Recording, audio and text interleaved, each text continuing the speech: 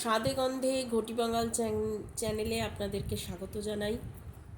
আমি বলেছিলাম ইলিশ মাছের লেজাটা আমি রেখে দিয়েছি, তো ইলিশ মাছের লেজাটার আজকে সারপ্রাইজ, সেই ইলিশ মাছের লেজা ভর্তা।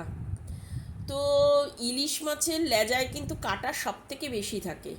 তা লেজা ভর্তাটা কিভাবে করেছি সেটা আজকে আমার রান্নাঘরে আপনাদের সবাইকে বলবো। তবে ইলিশ মাছের লেজাটা কিন্তু যাকে লেজা ভর্তা খাওয়াবেন সে তো খেয়ে খুব ভালো বলবে।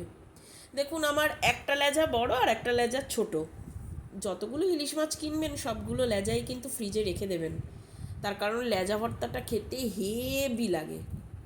কড়াইয়ে তেল গরম করতে দিয়ে দিলাম, আর লেজাটাকে ভালো করে নুন হলুদ মাখিয়ে নিয়েছি। এবার কড়া করে লেজাটাকে ভাজতে হবে। এমনি ইলিশ মাছ যা ভাজেন তার থেকে কিন্তু লেজা ভর্তা খেতে গেলে ভালো করে ইলিশ মাছের লেজা ভাজতে হবে।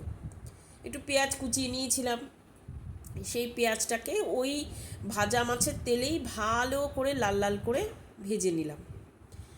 নিয়ে আমি আগে 3-4টে শুকনো লঙ্কা বোটা সমেত ভেজে রেখেছিলাম।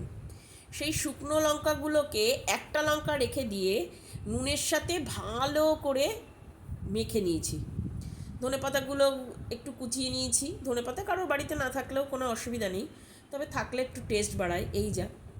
ধনেপাতাগুলো ভালো করে ধুয়ে কেটে নিয়ে ধনেপাতা, পেঁয়াজ কুচি, শুকনো লঙ্কা ভাজা আর ইলিশ মাছের লেজায় কিন্তু আমি অনেকক্ষণ ধরে ভেজেছি, একটাও যাতে কাটা না থাকে।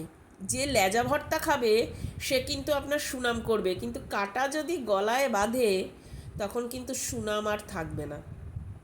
তো ধনে পাতা, লঙ্কা, শুকনো লঙ্কা এবং ইলিশ মাছের লেজা যেটা আমি বেছে রেখেছিলাম আর একটু কাঁচা তেল সহযোগে ভালো করে মেখে নিতে হবে। এই মাখাটাই কিন্তু আসল। এবং আমি একটু কাঁচা তেল অ্যাড করেছি, কাঁচা তেল অ্যাড করলে ভালো হয়। দেখুন, একটা খুব সুন্দর দলা তৈরি হয়ে গেছে।